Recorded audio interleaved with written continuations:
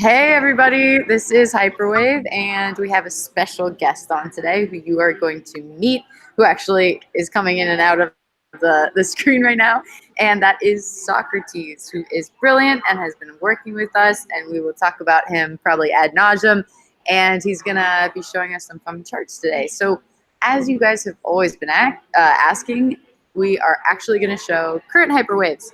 So, and this is in prep for the webinar this weekend. So first of all, I will say hello, Sawcruhteez. Thanks for joining us and being our partner. Hello, Leah. Thank you very much for having me. I couldn't be any more excited to be here today. Very happy to be a part of the Telegram group that you guys have put together, and I am very happy to be able to share some charts today. Fabulous. Yay! Hey, Ty, we have Sawcruhteez. I know, this is great. Everybody needs to get to know Sawcruhteez. The people in our Hyperwave research group know him very well because he's helping so many people in a lot of different ways. In his own rights a great technical analyst. He's great with trading view and other things, and so he's helping all of us. He helped Leah so she wasn't the first one knocked out of the poker tournament. And then he came and he knocked me out of the poker tournament.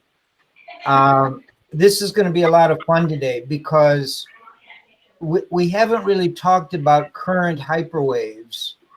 And a lot of people understand now that hyperwaves are real things, but it's hard to picture them when you only look at historical charts, which is the way I've introduced it over the last year, just to show the variety of different types of hyperwaves in all kinds of different asset classes, in commodities, in currencies, in stock markets. We're going to look at some active ones today as a precursor to what we'll be doing Saturday and Sunday, where we're going to look at a lot of them. Many current hyperwaves from the perspective of, okay, if these things are real, but they're hard to find, once you have found them, how do you trade them? What do you do with these silly things? Because they can go on for many months, many years sometimes. And we will spend a lot of time in our Hyperwave webinar this weekend. Most of the charts we'll be looking at were developed by Sawcruhteez for our first ever public appearance in Las Vegas, and we didn't have time to go through all of them. Of course, we're not going to have time to go through all of them today, but we're going to turn it over to Sawcruhteez and have him pick out half a dozen or so of ones that he is interested in, and it shows a great variety of different types of hyperwaves in various stages. We will spend a little time at the end looking at Bitcoin, but I think for some of you who are still interested in trading cryptocurrencies, I think Sawcruhteez has got some good news for you, that he's actually found hyperwaves, which I didn't think existed, in a couple of the major cryptocurrencies, and we're going to take a look at those also. So with all of that, Leah's going to jump in and out. I will jump in and out at various times, making comments about some of these charts, the way I would look at them. I have not seen them other than very briefly right before this show, and it's going to be fun to go through them with Sawcruhteez. So with all of that, we're going to turn it over to Sawcruhteez and have him tell us exactly what he has found. Right to you. I am ready, and looks like I will be sharing my screen here. And can you see my screen? Yes, there it is. I'm on there. Okay, so good, the yeah. first two that I wanted to start out with are taking a look at Litecoin and taking a look at Ethereum, and being able to distinguish why I believe Ethereum is in a hyperwave and why I do not believe that Litecoin is. So let's go ahead and start with Litecoin, which really looks as though it can fit the archetype if you're not looking closely enough, we'll say.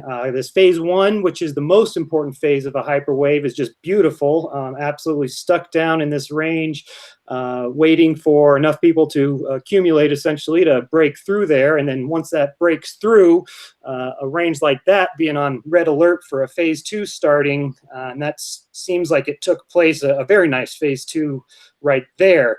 But the problem I have with this is that it takes off straight into the phase four without ever going into a phase three. Like, this is a phase four move here, but we never had a phase three. And some might want to draw that phase three line right here and say that, yes, we do have a phase three, and then move the four up to here and say that, yes, we do have a four, and that gives us all 7 phases of the hyperwave. However, I disagree with that, and for one very important reason.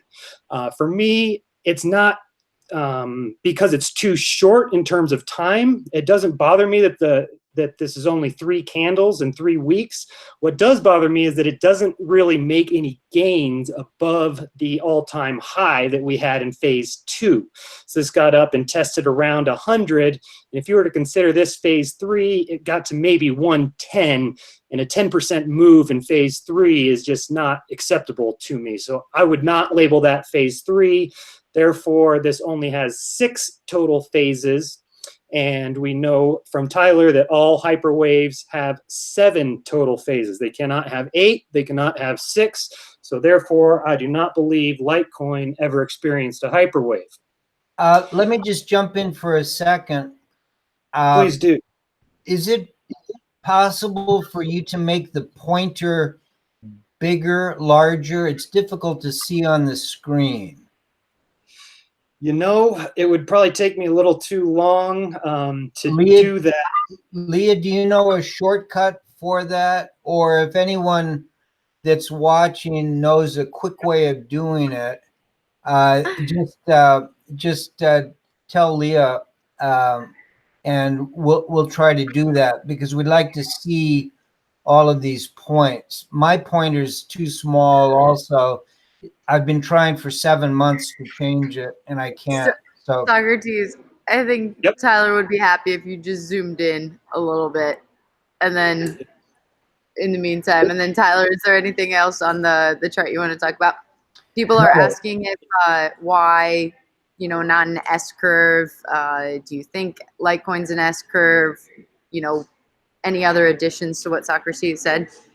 well, it's certainly not an S curve. Anything that is a bubble-like looking thing is a bubble, and the only question is, and some of them look very similar to hyperwaves, but what's important is, if it's not really a hyperwave, it can throw you curves that make it very difficult to trade.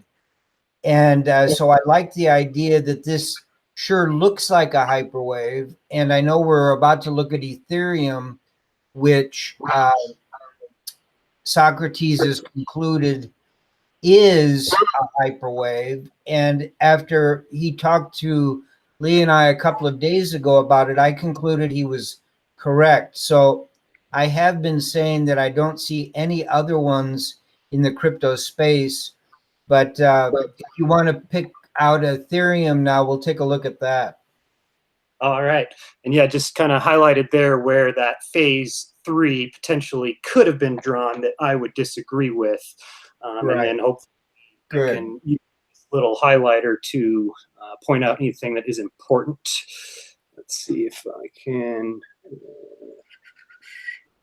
do that again. There we go. All right. So we've got Ethereum now, and I do believe that it is a hyperwave. It meets all my requirements, and I'm very glad to hear that Tyler agrees. So starting back here with phase one, we've got the long, flat, nice, tight range that lasted for plenty long for me. A very nice phase one. And then we go to this phase two, which is just beautiful for me. I really, really like that phase two. And the reason why I like it so much is this kind of big triangle that we see forming on top of the phase two line. I have noticed in a lot of hyperwaves that these big, massive triangles are common for a phase two.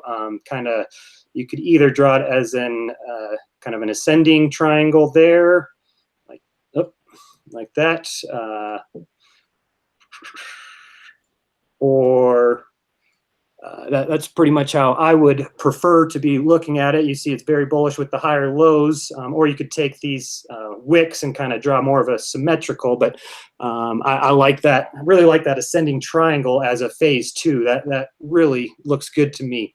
Then the phase three, we can take a look at here. We see there is not any closes below this phase three. There is an open below the phase three line, but that doesn't matter. We can have an open below there as long as it doesn't close below there. And that's why it can be very important to use weekly candlesticks. You might have some daily closes under there that get you worried and cause you to exit the trade early.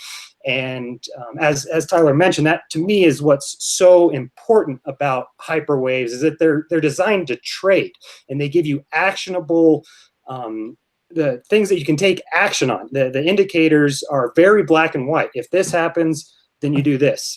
And having that just simple indicator of a weekly close below phase four or phase three, and you get out, is extremely powerful. Whereas a lot of the other kind of bubbles and parabolic curves, they are a lot more, they're not nearly as definitive, and they're not nearly as black and white in my experience. So for people that are looking to trade in bubble markets, this is the best way that I've found to do it, by utilizing hyperwave.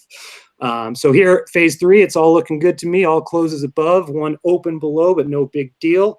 And then we get this phase four. We see phase four occurs in only 2 candles.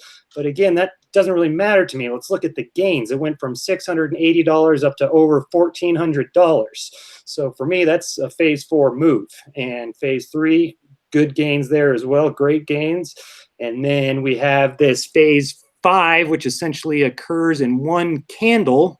And again, that's totally fine with me, because look at how hard it dumped all the way down to $720, and then gets a hard bounce back up over $1,200 for the phase six. And then phase seven has been maniacal ever since, all the way down. And what is important for me about identifying this as a hyperwave is that now we can use a return to phase one as the target. Phase one broke through it at $10. So now that we have identified this as a hyperwave, I can feel comfortable shorting it all the way down to $10 and looking at that as a very high probability target.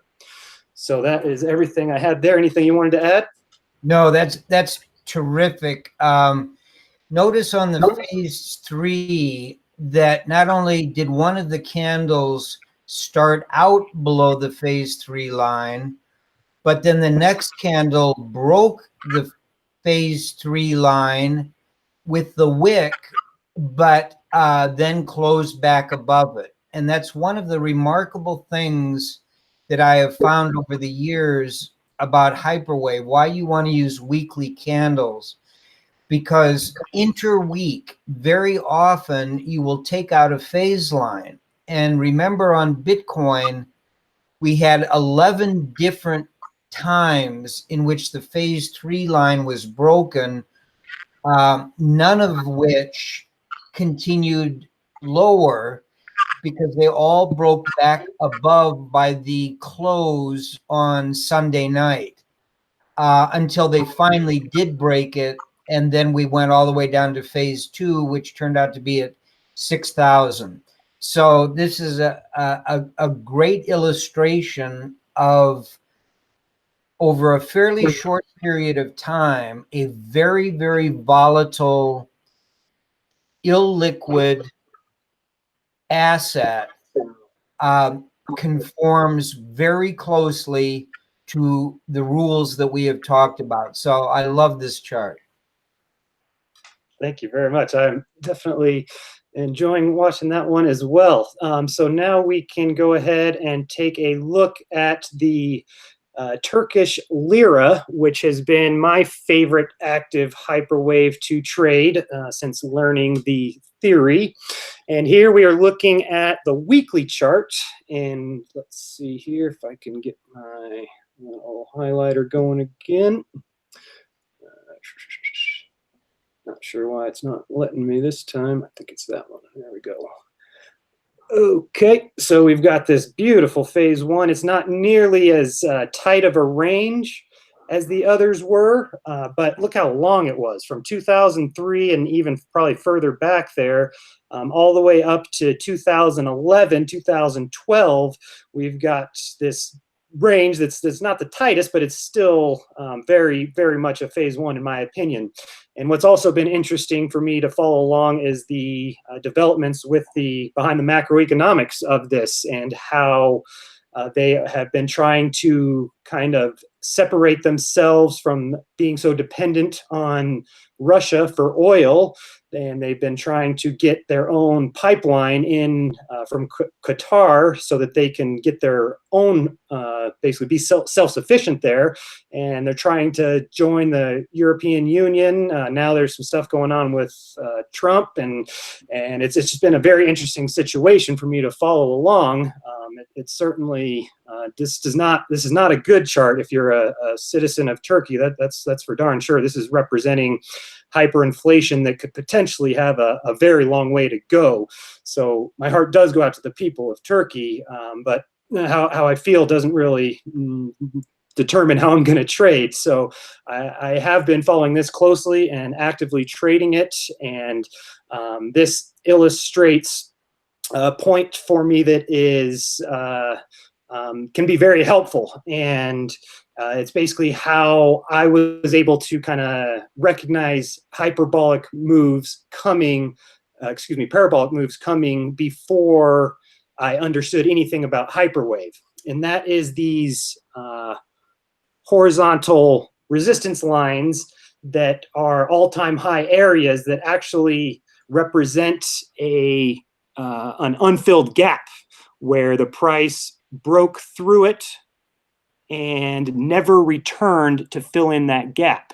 So we had this all-time high. You see another nice ascending triangle there, just like we saw with Ethereum in phase two.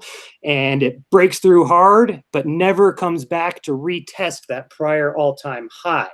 So that's something that I pay very, very close attention to. And it alerts me that we might be in for a big, big move to the upside. And we see that that's happened multiple times with the Lira. Right here, we have it again. Kind of not quite as nice of a ascending triangle as we had here, but still, kind of fits the bill there, finding the support at phase two, breaks through here hard and goes on kind of a kind of an Elliott wave move there, whatever you want to call it. That looks like it's definitely going to be a divergence in the RSI. By that move there is kind of what I would picture. And you see that a lot of people are probably waiting to buy this pullback. They realize it's overbought here and they want to buy this pullback. So a lot of people are going to be looking at setting bids at the prior all-time high, expecting it to fill the gap, and like linear markets basically always do. However, that doesn't happen, and it doesn't even get close. And then we go off on another huge kind of move to the upside after it doesn't return to that prior all-time high. So we see that happening again and again. Breaks through, gap and price. Breaks through, gap and price. So originally, I was trading, and we will come back to this chart probably, but originally I was trading this on the daily chart and viewing it as kind of a what we consider a nested hyperwave, which is something that basically meets all of the requirements of a hyperwave, but it is not on the weekly time frame. And therefore, you can kind of maybe make some money trading it like a hyperwave, but know that it's not going to be as reliable at any point of the way. But you still may decide that it fits the archetype so well that you want to go ahead and trade it. And I've been following this very closely throughout here. It went off at this 90-degree angle, had big gains.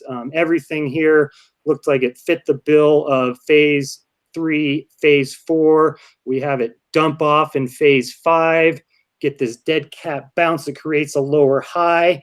And that is where that's where I was convinced that this is phase 7 here, and I started shorting, and luckily, probably for me in the long run, is that I was very confident, and I'm putting my target down here at phase 1 and expecting it to that the hyperinflation move was over and that it's going to return. So I posted a chart in the Hyperwave Telegram group, and one of the members, David Puel, told me to zoom out and look at the weekly, and that maybe this is only phase 3. So when he told me that, I definitely took a look, was still just thinking, this was convinced me this was phase 4. This is a 90-degree angle. I don't think he's right here. However, if you take a look, and the perceptive viewers probably already have, it is finding support before returning to the prior all-time high. So we see that it's selling off, and then now it's kind of creating this double bottom type of move that, to me, looks like it could definitely be a good potential for this Bulkowski big W type of move. Well, shoot, you'll just have to picture that in your head. That it's finding this double bottom before getting back to the prior all-time high. So for me, that's a very strong indicator that potentially David was right and I was wrong. And that is when I started drawing it like this, seeing that basically we are not returning to the prior all-time high, and we're finding that support. I am on basically red alert for this next big move to the upside.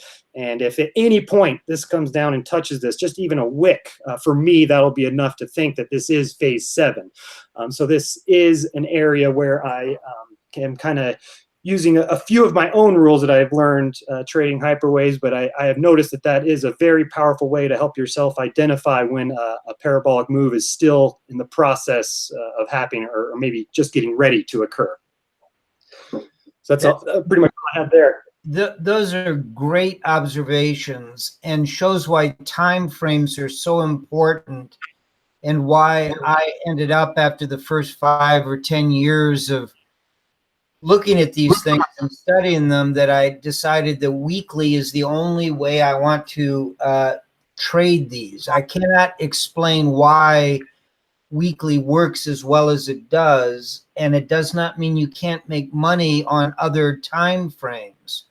But this is a great example of being lulled into thinking that on a shorter time frame, like a day, that the rules are going to apply as well as they do on the longer time frames. I love this idea. Notice on the second triangle that you've got drawn coming up on the phase 2, that you've also got an inverse head and shoulders, with the neckline being that black line that Sawcruhteez has drawn. And besides being an ascending triangle, and he's correct that it isn't as strong as the one we looked at, for example, on Ethereum, there are other technical tools that you can use along with Hyperwave to help you to understand where you are and what the risks are and where your stops need to be. In this case, that inverse head and shoulders worked out great, taking you above the neckline. But then the fact that you are still in a phase 2 of a hyperwave takes over, I always use the Hyperwave rules as the final tool in making a decision about what to do with a particular chart. But these other rules are very powerful. I hadn't really considered the one that Sawcruhteez is now teaching us, which is this overhead resistance bringing price back to the phase line. And when you go up above that, if you don't return to that line, the horizontal line, that it's a pretty good indication you're still in some sort of a parabolic move. And this is a great example of that. Fantastic. And that brings up one other point I could make real quick, and that is that when drawing trend lines and horizontal support and resistance lines, the horizontal lines are always more important in basically every market, every asset class, unless you're trading a hyperwave. If the asset has entered a hyperwave, then I believe the trend lines become more important than the horizontal support and resistance lines. And that is because it's so common that the asset will not return to the horizontals, and instead they will respect the phase lines. So basically, I would say that all phase lines are trend lines, but not all trend lines are phase lines. And when you're looking at phase lines compared to horizontal support and resistance, phase lines are always going to be more powerful. So it's just something to think about. Yeah, great observation. Just wanted to quickly pull up my Bitcoin Hyperwave chart to show that that was my thinking back here in September, October of 2017. The parabolic move really started to happen when we broke through this $5,000 mark. We broke through it. We broke through it hard with conviction. And then everybody who wasn't going to FOMO in was looking at buying this pullback to 5,000.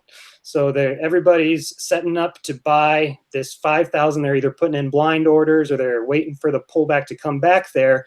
And everybody was so excited about buying that. It was such an obvious place to buy, kind of like this here might have been if you were paying attention to that horizontal line. So right here, it looks like just a very obvious place to buy. So what happens is people start front running. Somebody's going to say, yeah, screw it. I don't need to wait for 5,000. I'll buy $5,001. And then somebody else, I'll buy it at 51. And if you get enough people kind of front running like that, that is how this occurs, where the gaps are left and you don't return. It's because everybody's, even though they're being patient and waiting for the pullback, they're still like, hell, I don't care if I buy at 5,000 or 52, because I think this thing's going so far, I'm not going to be that worried. I just want to make sure I get filled. That's my number one priority. So essentially, when we failed to return to that $5,000 mark is when the parabolic move really started to take off. Before that, we were still kind of in a linear market. And then after that happened, failed to return here. And then that it's just kind of a self-repeating cycle where on each pullback, it's just people are just super excited to buy to the point where you don't get any more pullbacks anymore at all. So that was just an observation I had from the Bitcoin market in 2017. And now I've got a couple, something that really interests me about Hyperwave is, first of all, the emotions that are so apparent in each phase, and how the emotions will repeat themselves over and over and over again. I believe that history does not repeat itself, emotions repeat themselves. And that is something that I find fascinating with Hyperwave and with the chart that everybody's probably seen by now, the Wall Street cheat sheet, which absolutely is a hyperwave. You can pull that up and draw hyperwave lines on there and see that that is a very specific type of bubble, that actually is a hyperwave. And a lot of individual emotions are attached to that. So what else also really interests me is when hyperwaves occur that have nothing to do with speculation. So you'd think that these phase 4 moves happen and only happen because people are greedy and they're foaming at the mouth and they're buying in when they shouldn't, basically just FOMOing in, looking at this chart that's going straight to the moon. Essentially, that's what you think would cause the phase 4 move, is just those innate emotions that are occurring there. Whereas we have observed hyperwaves occurring that don't have anything to do with speculation. That there's nobody there buying or selling and trying to make direct profit off of it. They're just kind of occurring naturally without those emotions attached to them. And that's something that I find very, very interesting. So that's why I wanted to pull up this chart, which I got from the Bitcoin Standard. And I will read a little excerpt here real quick.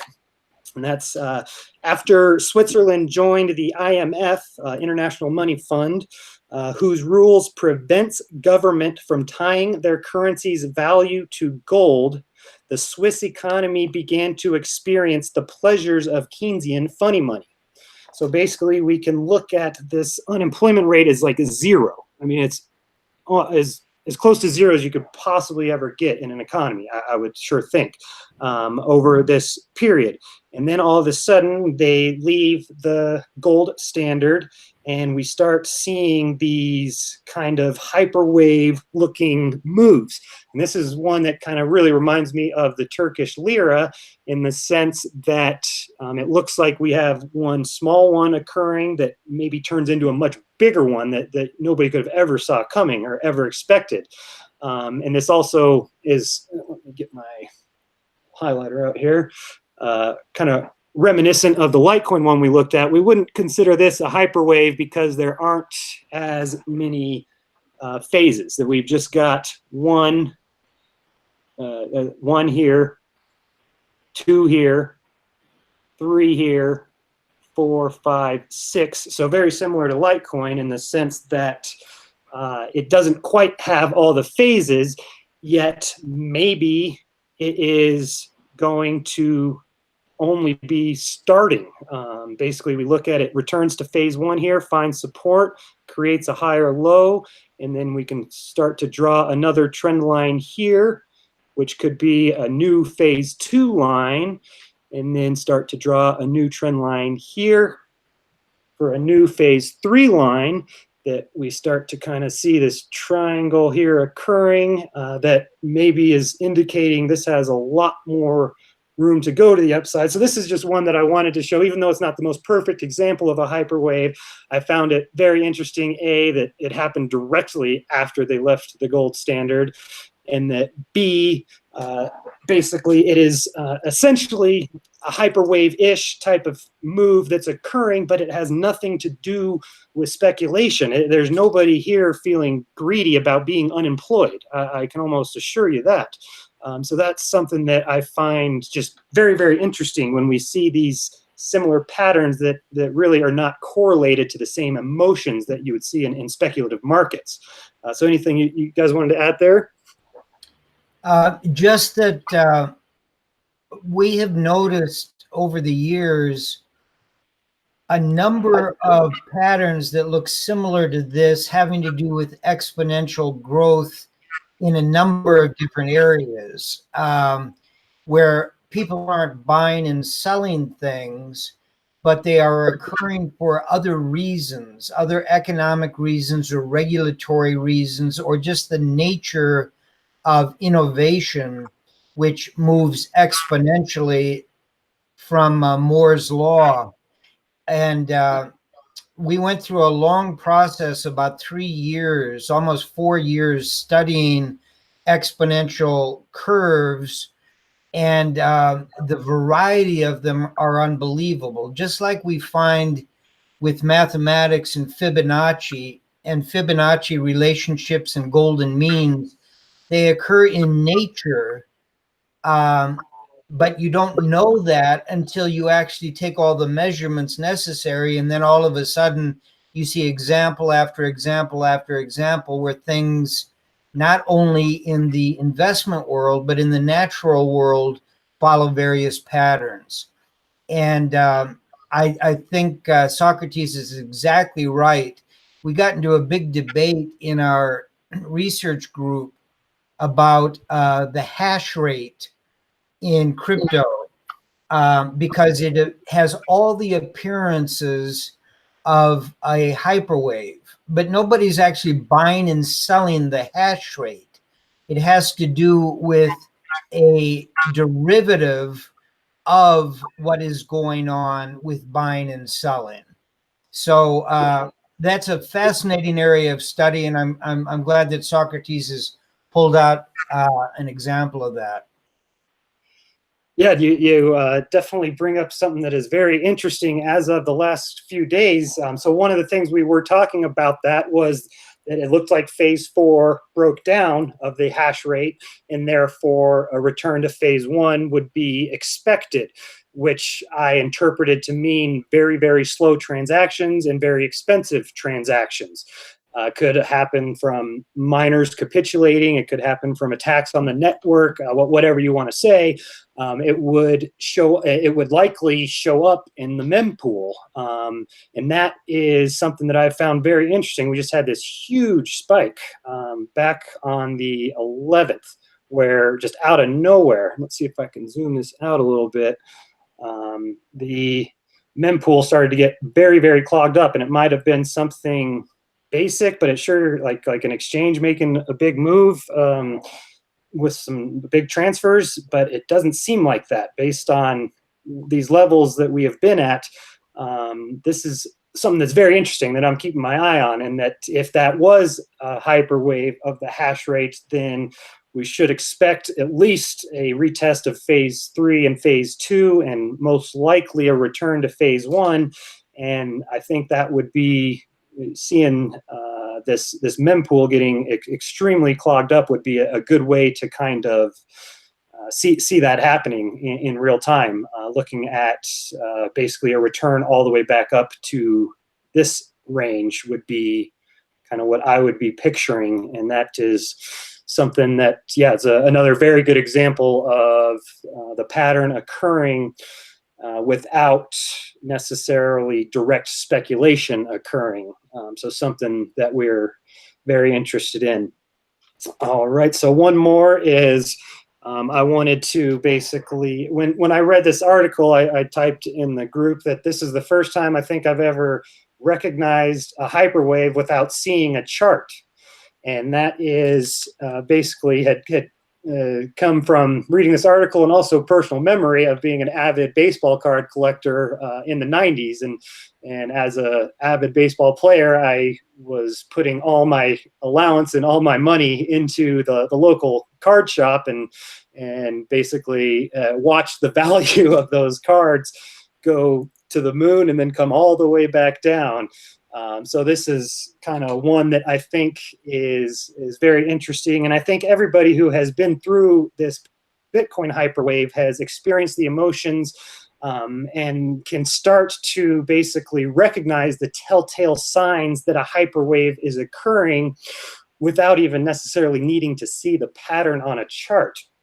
So let's go through here some just basically some headlines that we have in big legitimate journal. Basically, we've got the Wall Street Journal here referring to baseball cards as sound inflation hedges and nostalgia futures. Newspapers started running feature stories with headlines such as "Turning Cardboard into Cash." This was in the Washington Post. A Grand Slam profit may be in the cards. New York Times. At least that's a little more reasonable. And cards put gold and stocks to shame as an investment in the Orange County Register. So to me, reading these headlines, it's pretty clearly a phase 4 move. Anybody who has read the Bitcoin Standard understands what's going to happen next. You can't turn cardboard into cash. You can only do it for so long anyways, until people are going to realize that cardboard really doesn't cost that much, and it's really not that hard to print a baseball player onto a piece of cardboard and then sell it as putting gold and stocks to shame as an investment. So anybody like I said, who's read the Bitcoin standard knows exactly what's going to happen next. And that is you're going to get a bunch of new producers of baseball cards who are going to flood the market with a new flow of baseball cards. So we've got, now we've got Donruss, Fleers, Tops, Upper Deck that were making up the big five. And then they have a bunch more come out and basically produce the same thing. And the collectors, they can't really tell the difference. They're not necessarily buying the baseball cards because they're Tops or Fleer. Speaking from personal experience anyways, I'm buying the cards because they're Mark McGwire, or because they're a rookie card, or because I expect them to appreciate in value.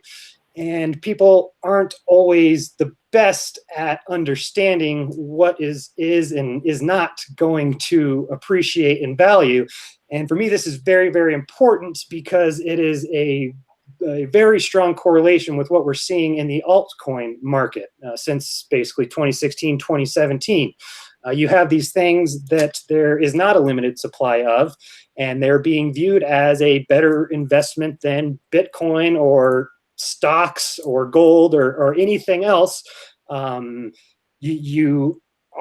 not that hard to create a new one and to flood the market with these altcoins that are, you know, essentially worthless. And some people are still going to buy due to the value proposition, making them think that it's worth it. Whatever the case may be, we're going to start to get so many more producers. The market is just going to continue to get flooded as long as people are going to continue to invest in them. And bottom line is that's not sustainable. We know from Hyperwave theory that these bubbles, specifically hyperwaves, will return to phase one eventually. And that is absolutely what happened with baseball cards. And I'm ashamed, well, I'm not ashamed, but I'm sorry to say I'm still a bag holder of all my baseball cards that were worth quite a bit of money at one point, but have now since returned to phase one. So we see that baseball card industry sales had dropped from 1.5 billion in 1992 down to 200 million by 2008, where it's still reportedly sitting as of 2012. So you hear people talk about maybe there still will be some alts that survive, and I do agree that with that for the most part. However, it's almost pointless to focus on that. If you're looking at a market that is going to be basically cut down by, you know, well over 90%, then trying to find the 1 or 2 or 10 that are going to survive that move is not wise, in my opinion. And just because they survive does not mean that they will ever go on another move like they did in 2017. Like, baseball cards are still around. Do you think they're ever going to enter this bubble again? Or do you think that people probably learned from their mistakes after getting burned so hard? And then just another one that hits close to home is my baseball card shop is no longer there, which is the case with once there were an estimated 10,000 plus baseball cards in America. And the latest issue of Beckett Baseball Magazine lists fewer than 200 such hobby dealers in baseball cards. Like, maybe altcoins will be somebody's hobby in the future. Maybe there will still be some exchanges selling them, but we're not going to have like the Binances and the BitMEXs of the world that are making ungodly amounts of money by listing any coin under the sun. So that's just something that I definitely think a lot about, and I find this very, very interesting and a strong correlation. Again, history doesn't necessarily repeat itself, but emotions do. These headlines could be found about Bitcoin or altcoin in CNBC and potentially in some of the major magazines. All these same headlines could be found for Bitcoin and alts in 2017. And that is something to me that is very, very interesting to realize, that we don't seem to learn from our mistakes if we're being controlled by our emotions. If we're letting our emotions do the decision making, then there's really very little learning from that experience we can do. We can pretend like we've learned and we can say that we did, but when you get down into the heat of the moment again and you start letting the emotions take over again, then the same patterns are going to repeat themselves again. And that is something that I am very interested in, and I really like this as an example because it was the first hyperwave that I got to participate in, and unfortunately ride all the way back down to the bottom. And just to clarify, I haven't seen a chart of baseball card values, and I don't know for sure that it is going to fit the archetype of a hyperwave. However, I would bet some money on it right now that it would. I strongly believe that it would, just kind of based on the phase one that there likely was before, and the kind of increase in exposure that occurred at different points, like with the home run race and all these things. There seemed to be, like, each phase had kind of a new angle of attack where it got more and more and more kind of ludicrous. And that is pretty much everything that I wanted to cover on those. Love it. Wait, if I could jump in, guys. Great. So, one, Tyler, obviously want to hear your thoughts on everything. Two, Sawcruhteez, thank you so much. Three, our research group, our Hyperwave research group is throwing questions your way, guys. And they're a little contrarian. So I'm going to bring one of those up on screen share. Thank you, Nanya Business. You guys know exactly who that is. All right. Oh, man, I hate them. Oh, cool. Oh, I can do a photo? No way. Hope I don't dox everything in my life. Look at that. I'm not doxing my whole life. Nanya Business. If you all agree that Ethereum was in a hyperwave, please remind me why you consider Bitcoin in 2014 and 15 to have not been a hyperwave. Great question. I would love to answer that if I could. Yeah, please do. Let me so I don't up. have to. Because this is one that I thought a lot about when I was looking at making 1,000 my target, a return to phase one, 1,100 here. We really were. I was hesitant to do that for the same reason that I think Nanya is asking this question. The same reason that basically helped me to identify the importance of the amount of gains in a phase opposed to the time spent there.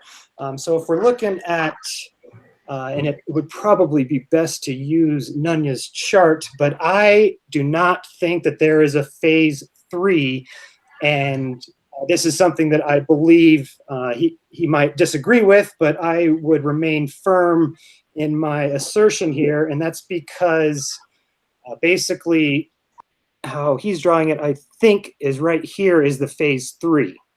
And the phase, and if that is your phase three, it doesn't even exceed the prior all-time high of the phase two. So if we've got our phase two here, phase one here, and then I think Nanya is inclined to put phase three here, phase four here. And I firmly disagree with this as a phase three because it doesn't even make any gains. To have a phase three that doesn't break the all-time high of phase two, to me, is no phase three. I really think that you need significant gains in phase three compared to the highs of phase two in order to consider it a phase three. So I view this just like I view Litecoin, in the sense that this has only got 6 phases, therefore it is not a hyperwave. And what is so important about that is this broke down phase two, never returned to phase one. So if you consider this a hyperwave, then that's the problem, is it broke down phase two and never returned to phase one. So that was something that I was looking at very closely and very hesitant to think that Bitcoin is going to return to phase one now, because what we're seeing here, that it didn't happen here. However, I just don't think that this was a hyperwave, because this is not a phase three, in my opinion. Let me just jump in on that. I'm shocked at the consistency of hyperwave rules, particularly the two that say you return to a phase one eventually if it's not a funky hyperwave. And the other one is that the phase 6 never gets back up to the phase 4 peak. Now, as so many people are beginning to look at these and study them, I will not be shocked if we find one or two or three examples where both of those or either of those rules are violated.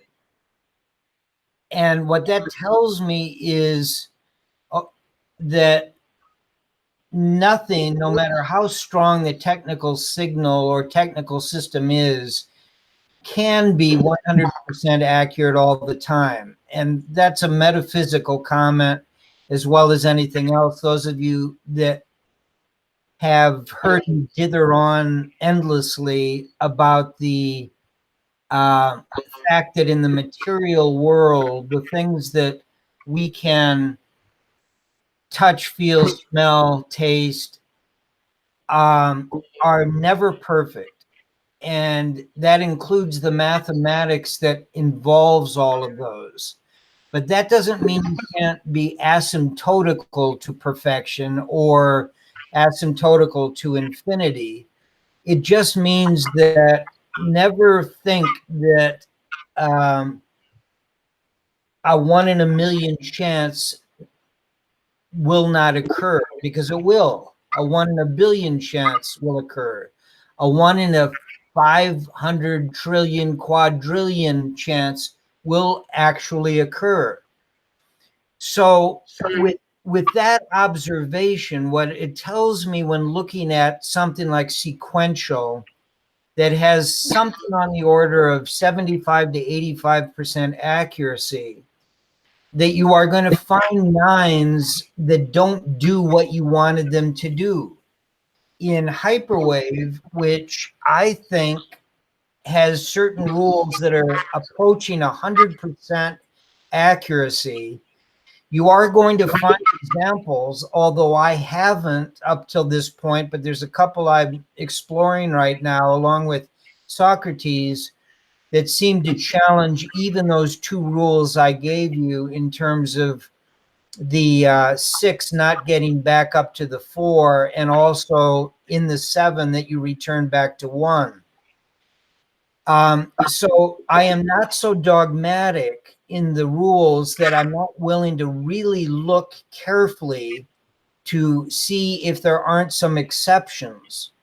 I agree with what Sawcruhteez just said about this 2015 move. It looks like, it smells like, it feels like a hyperwave. You can trade it like a hyperwave, but if the each of the phases haven't gone the angles that the median, mean, or average of many hyperwaves have done, they become exceptional to a certain extent. And when they become exceptional to a certain extent, you can't count on all of the phase activities of the majority working in this particular case. And the fact that Sawcruhteez showed that this one did not return to a phase 1, I would say is partially because the phase 3 line is inadequate on a number of levels, just the way on Litecoin it was.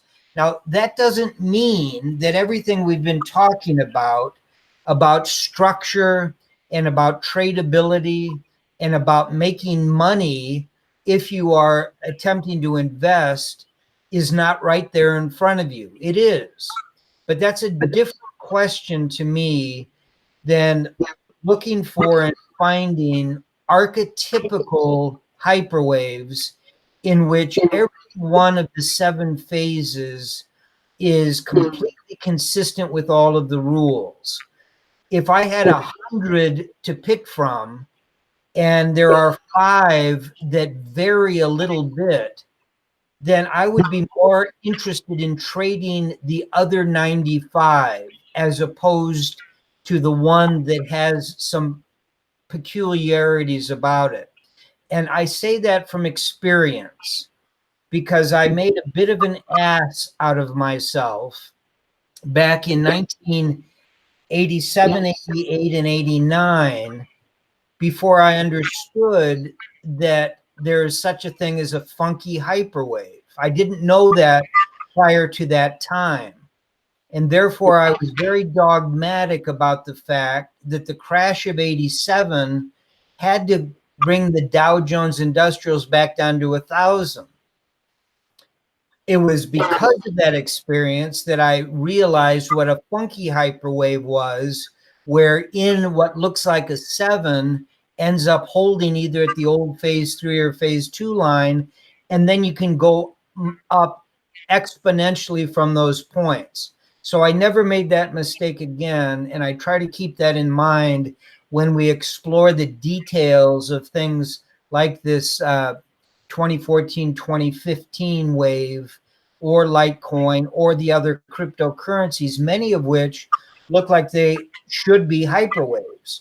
But I had concluded that none of them are, except for very possibly now. I want to spend a little more time after looking at Sawcruhteez charts and see if I completely agree about Ethereum. On the surface, it looks to me like it meets all of the requirements. Not perfectly, but a lot better than Litecoin does, or a lot better than this 2014, 2015.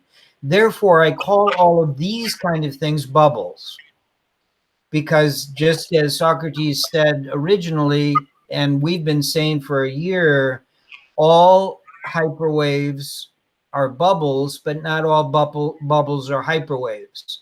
And that doesn't mean that you don't get destroyed if you ride it all the way up and all the way down. And when they pop, bad things happen. But while they're growing, good things happen. That's all true with all bubbles.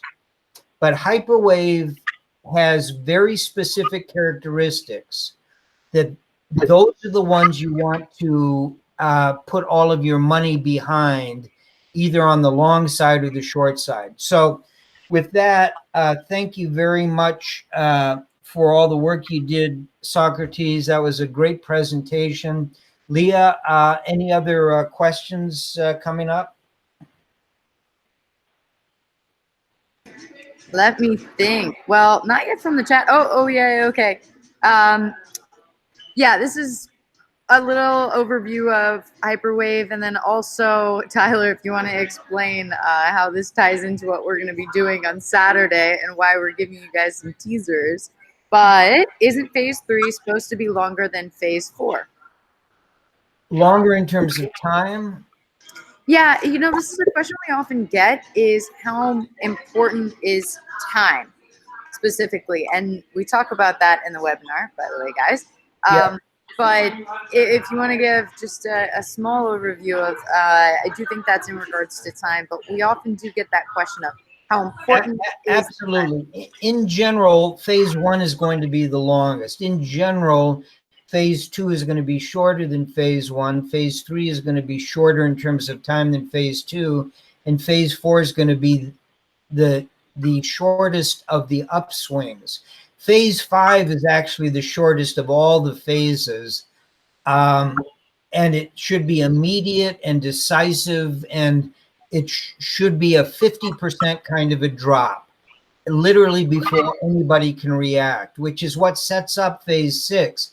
Phase 6 in terms of time is a very weird one. It can happen very quickly, but it can also drag out quite a bit. It's just important it never gets back to the original phase 4.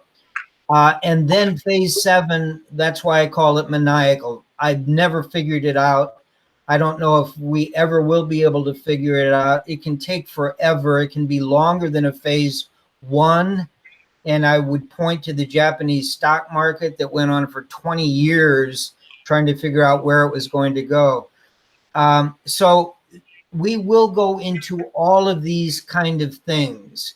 We did not have time in Las Vegas, so I have cleaned up our act. I've dropped a lot of anecdotes and metaphors.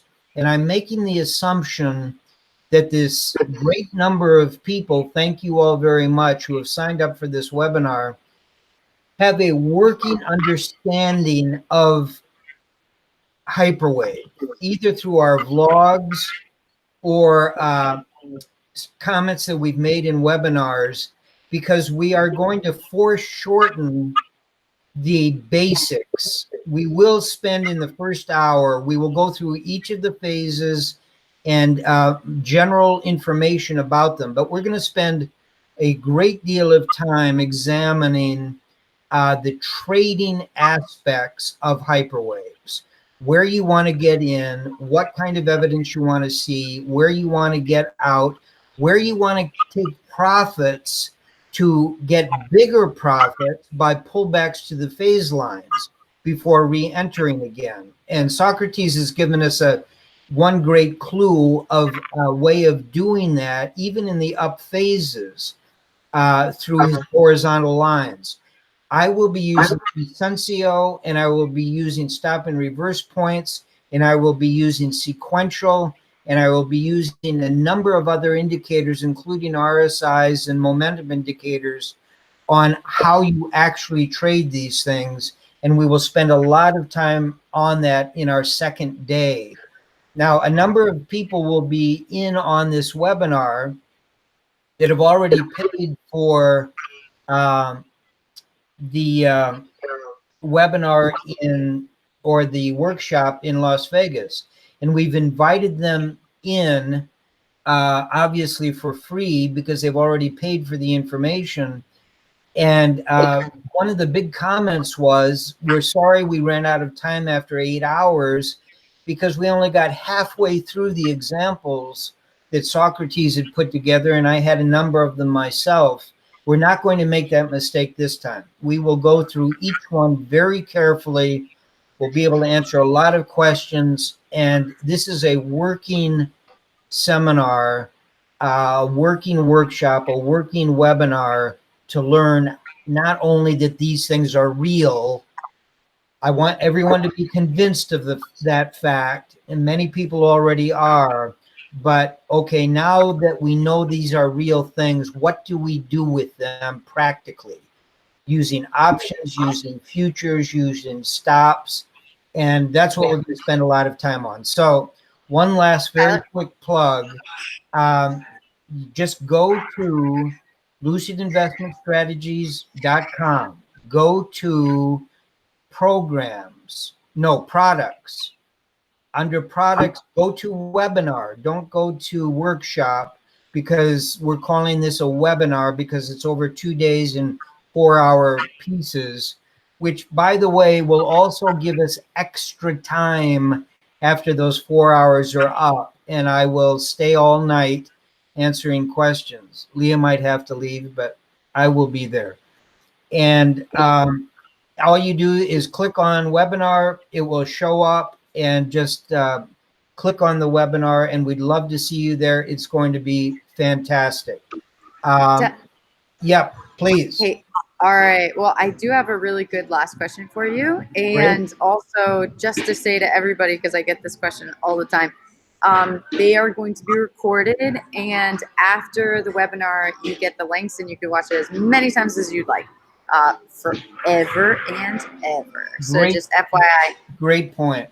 And also, for anyone that signed up like in Vegas, really last moment, and if you didn't get any links, guys, just let me know and reach out to me. Okay, you ready for a good question, Ty? Absolutely. Okay, and Sawcruhteez, if Tyler's wrong, you better come in and straighten him out. So right. I've got 2 aces. By the way, I did get kicked out first, Tyler, but you did? Oh, yeah, Sawcruhteez, I'll just blame you. Okay, so when does Hyperwave come into play during analysis over Consensio, or do they go alongside each other in terms of when to get in and out of an asset, considering your example of the 1987 crash? Great question. I hope this doesn't sound too egotistical, but I believe that Hyperwave is the most powerful technical tool I have ever studied, even if I hadn't been the one that accidentally found this silly thing. And therefore, to me, it takes precedence over all other technical trading systems. But other technical trading systems can be very, very useful in timing trades within a hyperwave. If hyperwave is saying X and something else is saying Y, you want to go with X. But within that framework, you have a lot of tools that are timing tools that can be overlaid on top of the hyperwave that will help you so you don't do what I ended up doing with GBTC, which was making 2 trades. One was in and one was out, and I'm still out. That's the perfect way of playing a hyperwave. However, I didn't get in at $10 or $100 or $500. I didn't get in until the summer of 2017. Other people could have been in it long before that because of those bubbles we saw before. If I had been cognizant of that and understood what nesting bubbles within a hyperwave looked like, I would have loved to have been playing those earlier ones, but not from the rules of a hyperwave, just as a way of being able to make money for myself and my clients. The perfect way to play a hyperwave, the perfect way is 2 trades. You see a breakout of something that looks like a 1, you know that's not a hyperwave yet. You see an angle that looks like a 2, that's still not a hyperwave. But a 2 going into a 3, you can get in and know that you've got a huge percentage probability of going much, much higher, and you are looking for an exit. So you get in, and then you get out, and you wait till it goes all the way back to the beginning, and then you may or may not want to get in or get out depending on fundamentals and other technical things. That's the perfect way to play it, because you can go for a very long period of decisions or watching your trades.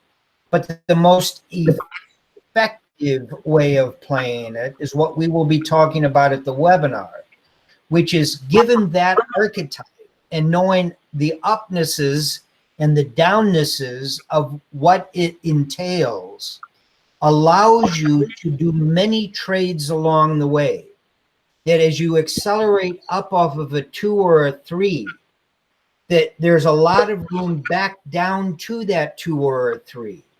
And even in a 4, there's room when you get too far above the angle that you can exit and wait for it to come back and test it. And the same thing in a 5, a 6, and a 7. In a 7, you can repeatedly play it, but not the way people in the crypto world tried to play Bitcoin or the other cryptos. You never want to go against the main trend, which is the 7 down.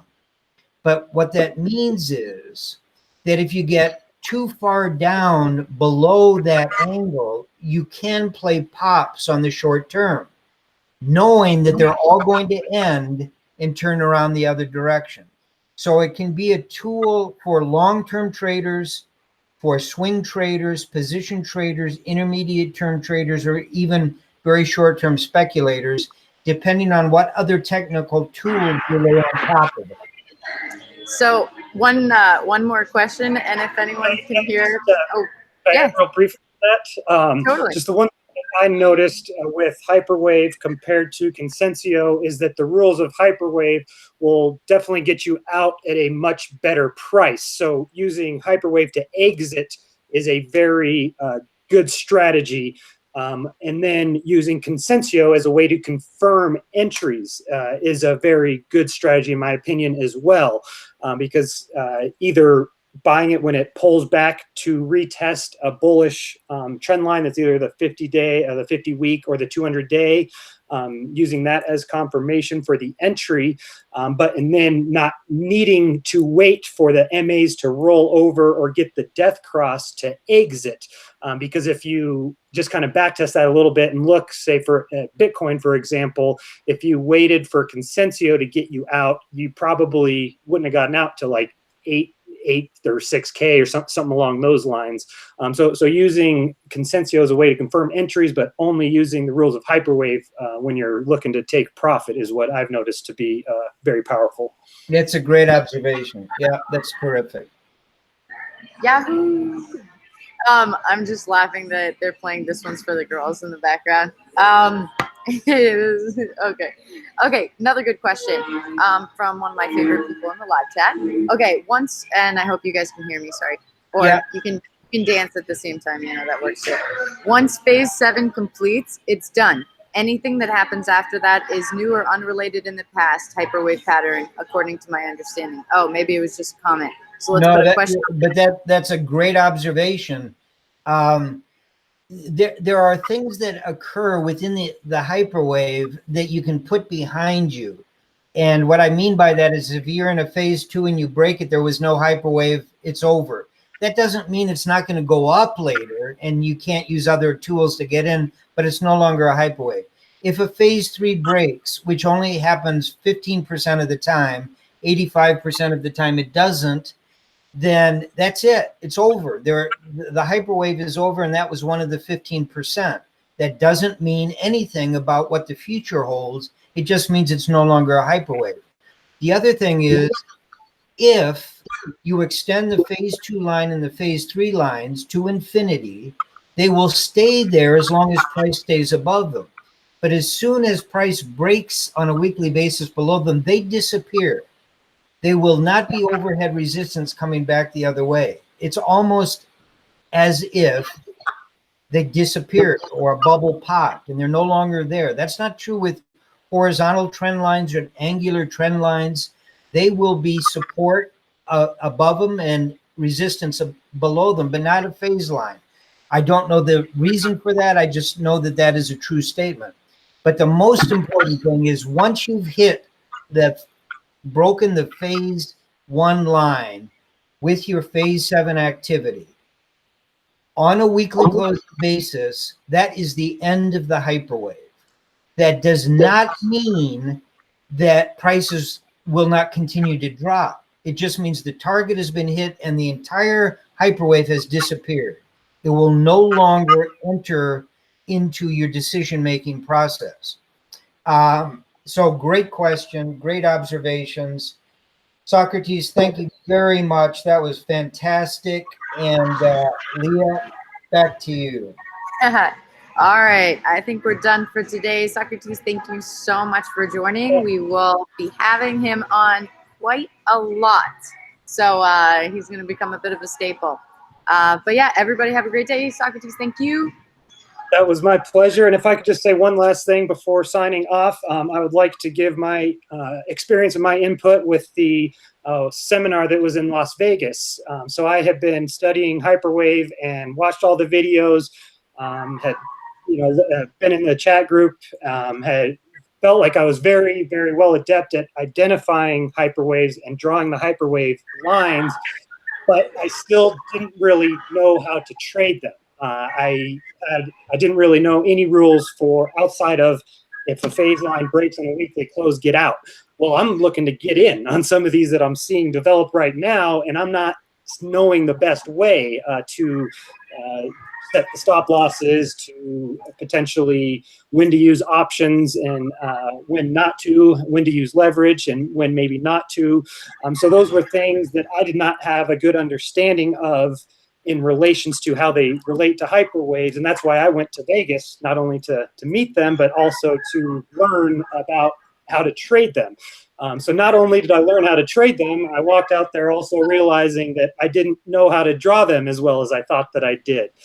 So I think I sent out a tweet right afterwards saying that I will never draw hyperwaves the same and I will never trade them the same. So for anybody who thinks that they have a good understanding of hyperwaves, I would strongly implore you to sign up to this webinar. It is, I guarantee you that you will leave understanding them much more in depth than you do right now. So thank you guys both very much for having me. Thank you very much, Sawcruhteez. I appreciate it. Thanks, Sawcruhteez. All right, bye, everybody.